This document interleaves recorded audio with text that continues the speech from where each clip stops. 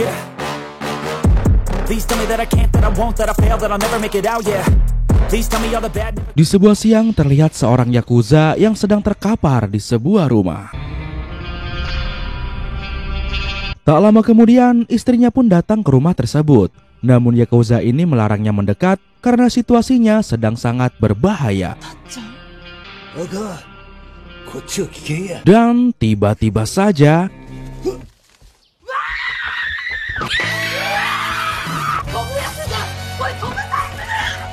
meskipun dia hanya kecoa, namun kecoa ini bukanlah kecoa sembarangan karena kecoa ini adalah kecoa pemburu pentil.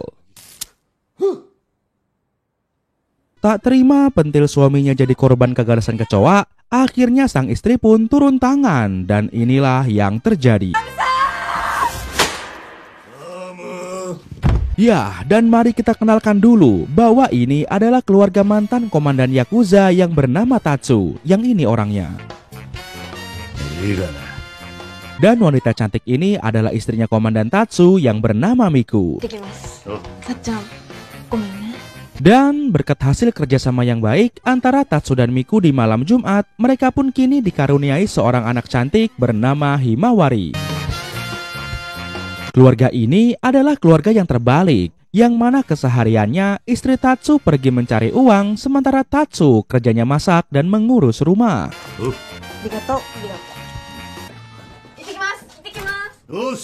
Hingga di suatu hari, mantan anak buah Tatsu yang bernama Masaru datang ke rumahnya dan mengajaknya kembali beraksi. Tapi bukannya beraksi untuk berbaku hantam, di sini ternyata mereka berkeliling daerah sekitar untuk menagih iuran kebersihan dan keamanan alias jimpitan. Namun, meskipun iurannya sangat murah, tapi karena nagihnya dengan muka yang sangar, akhirnya warga pun pada takut duluan.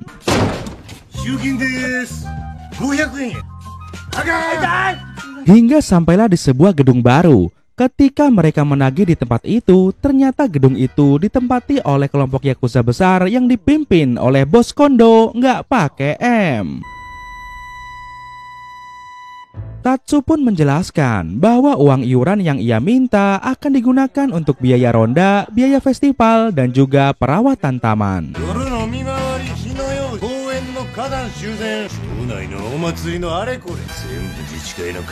Mendengar itu, bos kondo nggak pakai M pun langsung mengeluarkan koper berisi uang 10 juta yen. Namun saat dia bertanya berapakah yang harus dibayar, ternyata cuman 500円です。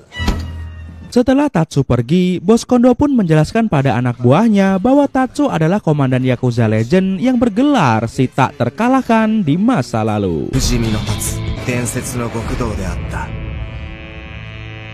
Bahkan tidak tanggung-tanggung, dalam satu malam, Tatsu bisa menghabisi satu keluarga Yakuza besar walaupun hanya seorang diri.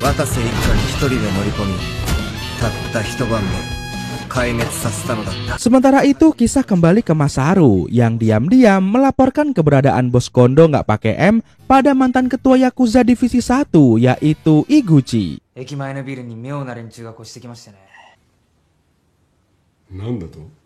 Mendengar itu, istri Iguchi yang bernama Hibara pun meminta Iguchi untuk segera bergerak.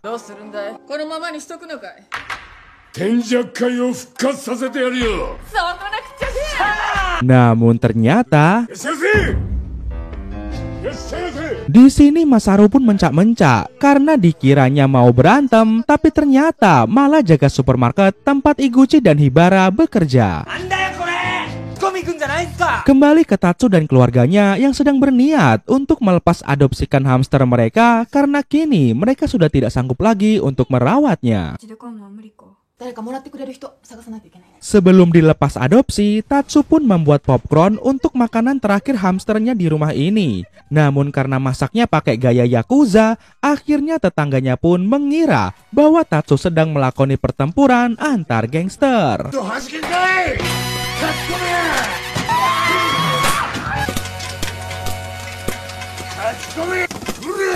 Alhasil, tetangga itu pun melaporkan hal tersebut pada polisi yang bertugas di sekitar lokasi itu.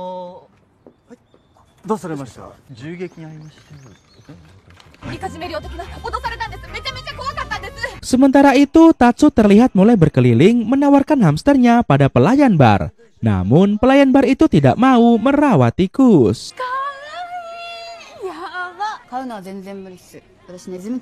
Kembali ke Bos Kondo nggak pakai M, yang sedang bernyanyi lagu Itali bersama anak buahnya. Dan meskipun nggak tahu artinya, Bos Kondo terus bernyanyi biar terlihat keren seperti mafia Italia. Setelah selesai, Bos Kondo nggak pakai M ini pun menceritakan tentang pertemuan pertamanya dengan Tatsu di masa lalu. Yang mana dahulu ketika sedang ada pertemuan Yakuza, Bos Kondo pernah menantang Tatsu yang sedang memaku lantai, namun inilah yang terjadi.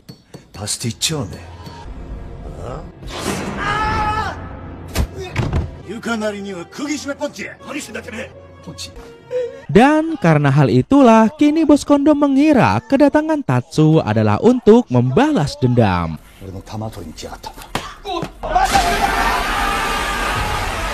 Sementara itu, tanpa disadari, ternyata Tatsu sedang berada di luar gedung Bos Kondo karena sedang sibuk mencari orang yang mau adopsi hamsternya. Namun tiba-tiba polisi datang dan mencurigai Tatsu sedang membawa senjata.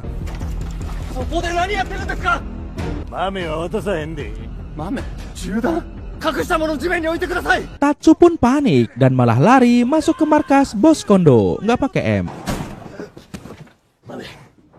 Bos Kondo yang kaget pun mengira bahwa kedatangan Tatsu adalah sebuah serangan balas dendam. Hingga akhirnya Bos Kondo nggak pakai M pun menyuruh anak buahnya untuk menyerang Tatsu.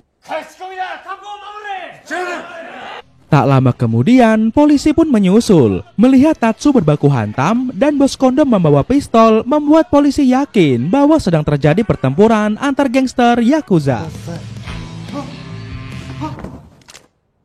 Tatsu pun kabur lewat jendela, hingga terjadilah aksi kejar-kejaran di tengah kota untuk menangkap Tatsu yang kabur dengan sepeda ontelnya. Sementara itu, Masaru yang melihat Tatsu terdesak pun dengan sok jago berusaha menolong Tatsu. Namun inilah yang terjadi.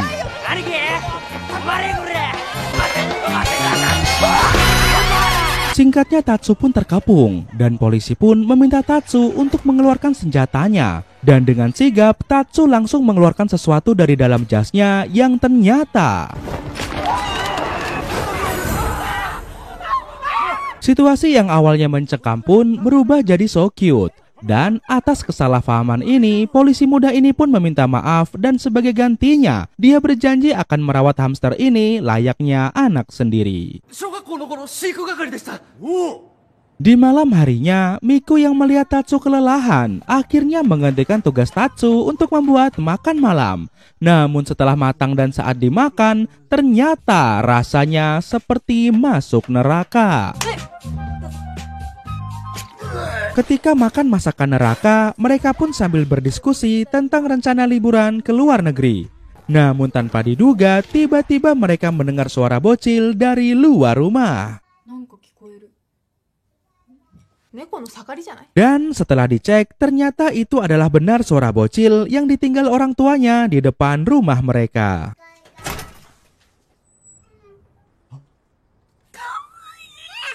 Ketika di dalam rumah, bocil ini ternyata mengompol. Dan mau tak mau, Tatsu pun harus beli popok di supermarket.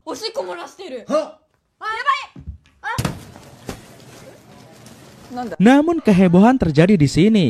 Saat melihat barang belanjaan Tatsu, Hibara mengira bahwa Miku istrinya Tatsu punya anak lagi.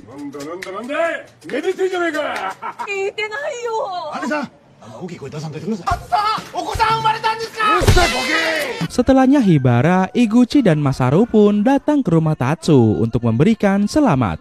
Namun mereka terkejut melihat anak Tatsu yang sudah besar dan mengira bahwa bocil itu adalah anak hasil hubungan gelap Tatsu dengan wanita lain.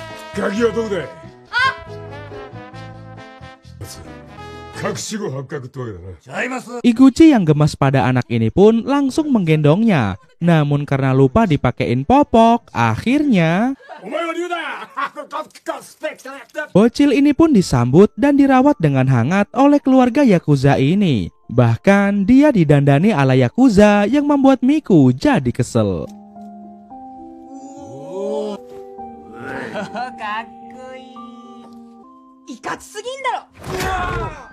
Dan bocil laki-laki ini pun diberi nama Ryu.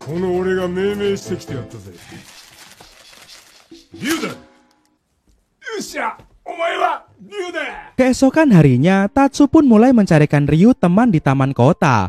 Namun ibu dan anak-anak di taman malah kabur karena bukannya disuruh main petak umpet atau kejar-kejaran. Di sini Tatsu malah menyuruh bocil-bocil ini untuk melakukan pertarungan Yakuza.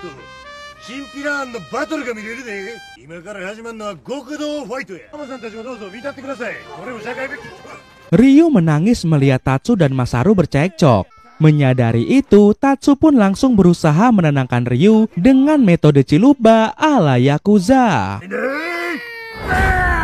Dan Ryu pun makin nangis.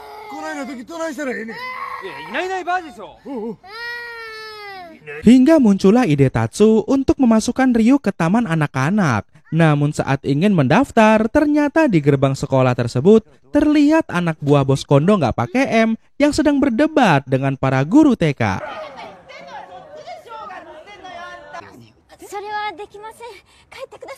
Ibu guru yang habis kesabaran karena kata-katanya tidak didengar, akhirnya menunjukkan jati dirinya yang ternyata merupakan alumni sekolah Suzuran cabang Siantar.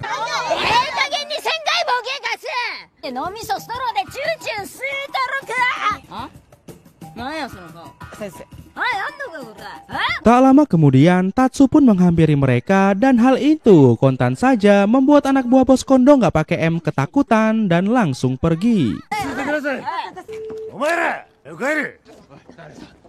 Setelahnya, di dalam gedung kesenian, Bu Guru pun menjelaskan bahwa sekolah mereka akan digusur oleh bos Kondo nggak pakai M karena bos Kondo ingin membangun mall besar di atas tanah ini.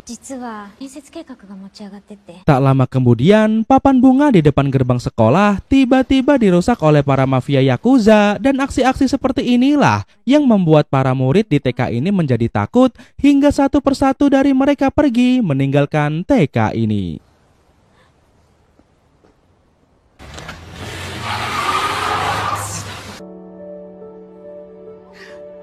Menanggapi hal itu, di malam harinya Tatsu pun pergi mendatangi teman lamanya yang bernama Torajiro, yang juga merupakan seorang Yakuza legend yang kini beralih profesi sebagai tukang martabak tipis alias krep.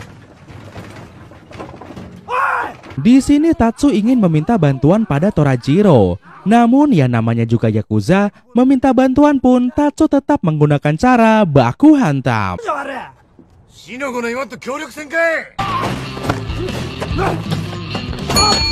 Untungnya Koharu, adik dari Torajiro, segera datang dan memisahkan mereka. Dan ternyata Koharu ini juga adalah seorang ketua gangster Hiroshima generasi ketiga.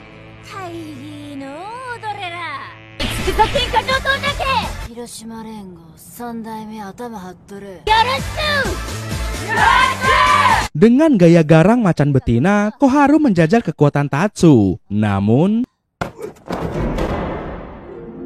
macannya jadi meong. Sementara itu di rumah Tatsu terlihat Masaru yang sedang ngegosip dengan Miku, yang mana tiba-tiba mereka berpikir bahwa jangan-jangan Ryu adalah anak hasil hubungan gelap antara Tatsu dengan wanita lain.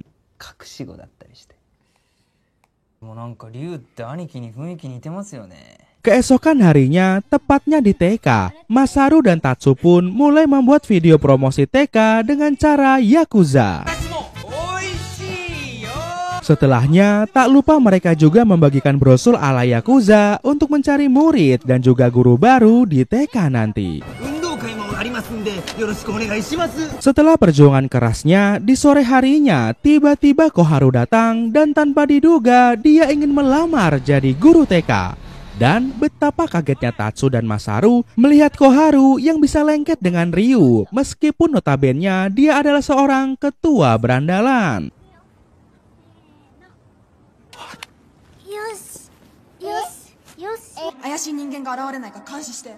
Melihat itu, Masaru pun malah jadi curiga bahwa Koharu adalah wanita simpanan Tatsu dan dia pun langsung menghubungi Miku.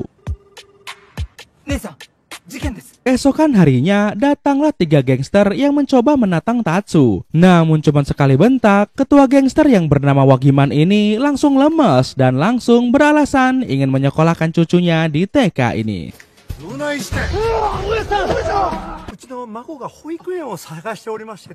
Tak lama kemudian, Miku pun datang. Dan di sini terjadilah perang dingin antara Miku yang terbakar api cemburu dengan Koharu. Hingga akhirnya mereka pun memutuskan akan bersaing di festival olahraga yang akan diadakan sekolah TK ini besok.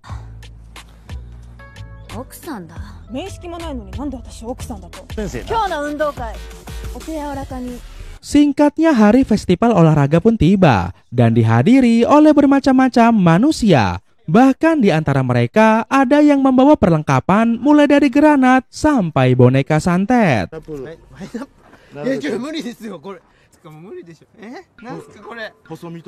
Tak lama kemudian Hibara pun datang. Peserta pun langsung dibagi menjadi 3 kelompok, yaitu kelompok Miku, kelompok Koharu, dan kelompok Mbak Welas.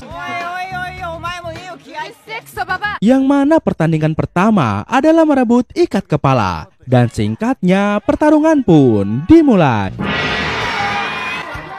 Segala jurus pun dipakai di pertarungan ini, mulai dari jurus cakar emak-emak sampai jurus 1000 bayangan alias Kage Bunshin. Hingga tersisalah Koharu dan Miku. Dan akhirnya mereka pun melakukan pertarungan 1 by 1 sekaligus untuk memperebutkan Tatsu. Pada pertandingan penutup festival, diadakan lomba lari antara Ryu melawan cucu Wagiman. Dan kepolosan bocil-bocil dalam bertanding inilah yang akhirnya mampu membuat situasi yang tadinya panas menjadi kembali damai dan haru.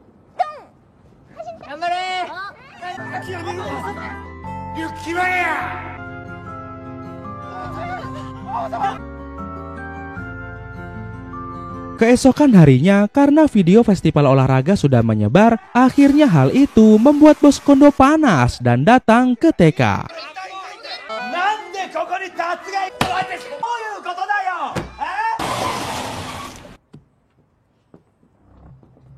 Di sini Bos Kondo nggak pakai mengira Tatsu ingin mengganggu bisnisnya karena Tatsu punya dendam dengan Bos Kondo. Namun ternyata jangankan punya dendam, bahkan Tatsu sendiri hingga saat ini masih belum ingat siapa itu Bos Kondo nggak pakai M.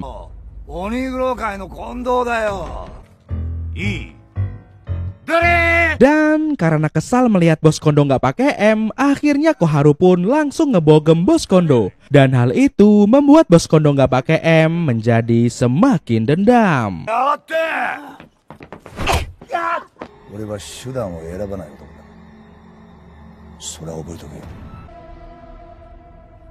Setelah kejadian itu, hari demi hari pun terlewati. Terlihat keluarga Tatsu dan Miku yang semakin sayang dengan Ryu.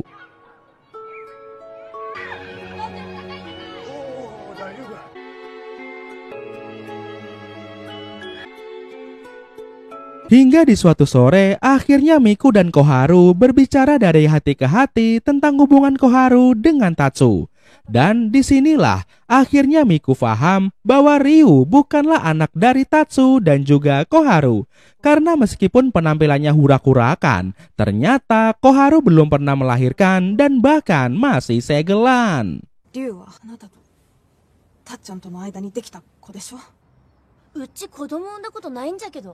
Tak lama kemudian, tiba-tiba datanglah pasukan bertopeng dan langsung menculik Ryu dan Himawari. Masaru yang berusaha menolong terlihat kewalahan dan langsung terpental. Bu Guru pun segera datang dengan mobilnya. Dan dengan jurus ugal-ugalan supir angkot Medan, Bu Guru pun langsung membawa Tatsu dan Torajiro mengejar penculik tersebut.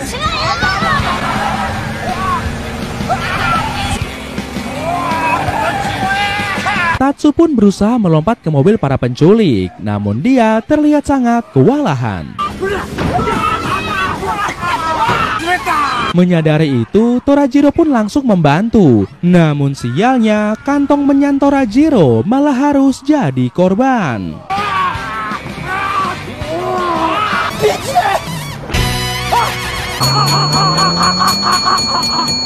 Tak tinggal diam, di sini Koharu pun ikut beraksi. Hingga singkatnya, mereka pun berhasil menghentikan para penculik itu. Setelahnya mereka pun pergi ke rumah sakit untuk menjenguk Masaru.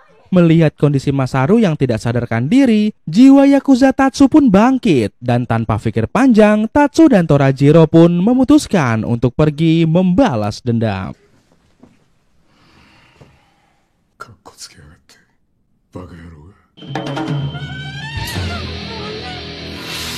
Singkatnya mereka pun sampai di markas Bos Kondo. Dan malam ini Bos Kondo nggak pakai M menyatakan deklarasi pertempuran.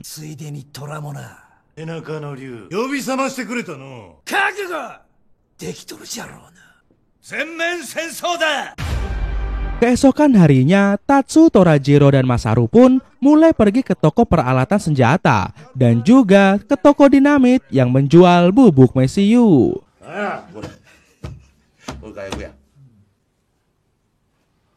Anak buah Bos Kondo yang mendengar berita itu pun langsung melaporkan berita itu pada Bos Kondo nggak pakai M.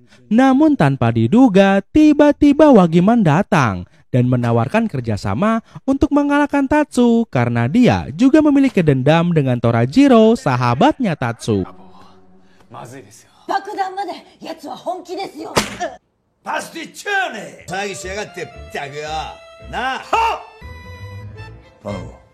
Setelah kesepakatan terjadi, mereka pun langsung pergi menyerang wilayah Tatsu.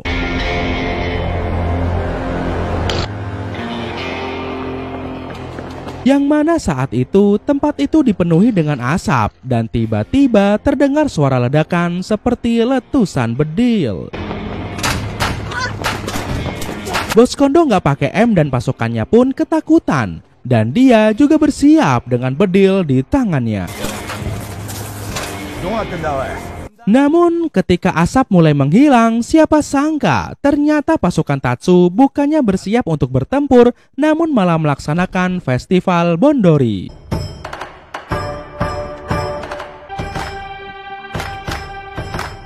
Dan di sini pasukan Bos Kondo nggak pakai M pun baru paham bahwa ternyata peralatan yang Tatsu beli adalah perlengkapan untuk merayakan festival Bondori dan bukan untuk bertempur.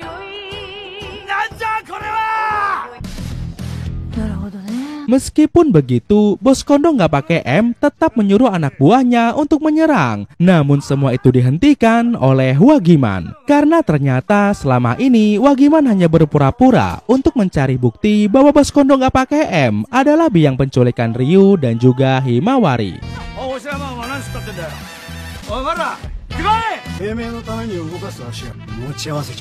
Karena takut ditangkap polisi, Bos Kondo nggak pakai M dan anak buahnya pun memilih untuk pergi. Namun karena sudah kadung emosi, Bos Kondo pun kembali menentang Tatsu untuk bertempur lagi. Dan karena sudah mendapatkan izin dari istri, akhirnya Tatsu pun melayani tantangan itu. Hingga akhirnya mereka pun berbaku hantam. Henshin.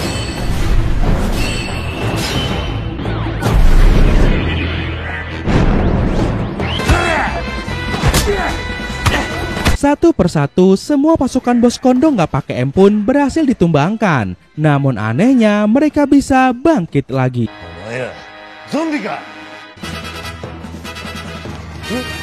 Untungnya Koharu segera datang dengan motor belalang jandanya. Dan di sini Koharu pun langsung turun tangan dan ikut berbaku hantam.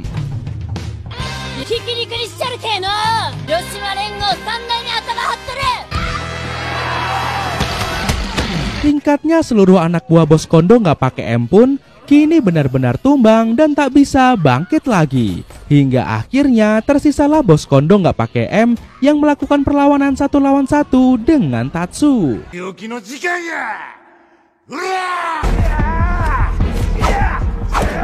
Kini bos Kondo nggak pakai M dan anak buahnya yang sudah kalah pun diikat dengan wajah yang sudah babak bunyak seperti sego pecel nyambok jum. Dan Tatsu pun mendeklarasikan kemenangan lalu mengajak seluruh warga untuk menari bersama.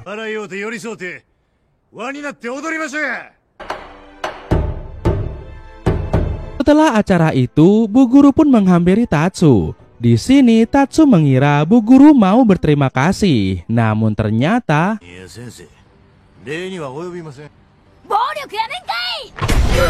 setelah itu Koharu pun datang. Dan di sini Koharu menyatakan rasa cintanya pada Tatsu dan inilah jawaban dari Tatsu.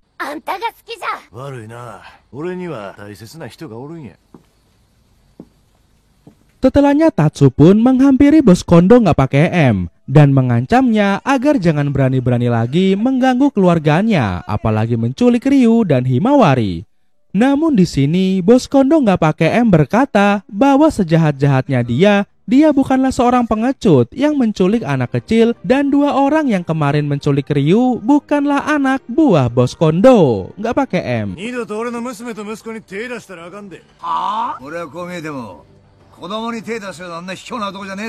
Tak lama kemudian polisi pun datang dan di sini polisi malah menangkap Tatsu dan mengira dia adalah penculik Ryu. Beberapa hari kemudian Tatsu pun dibebaskan karena penculik Ryu yang asli sudah tertangkap.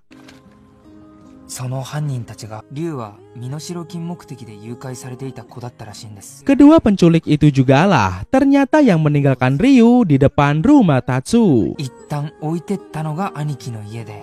Setelah semua kejadian ini, akhirnya Ryu pun kembali dibawa oleh orang tua aslinya.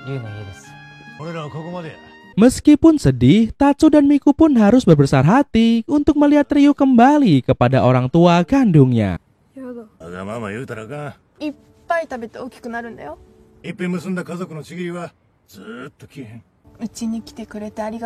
Setelah kepergian Ryu, Himawari yang sudah terbiasa punya adik pun akhirnya meminta Tatsu dan Miku untuk membuatkannya adik baru. Mama. Papa. Dan film pun tamat. Wah, kocak abis ya filmnya guys. Gimana? Kira-kira pelajaran apa yang kalian dapat dari film ini? Tulis di kolom komentar ya, kasih tahu gue. Baiklah teman-teman, kayaknya sampai sini dulu aja ya perjumpaan kita kali ini. Akhir kata untuk menghemat kuota, sampai jumpa lagi di video sensasi trends berikutnya. Bye-bye.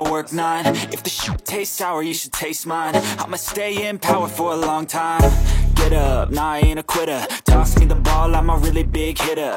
Big picture, I'm a straight killer.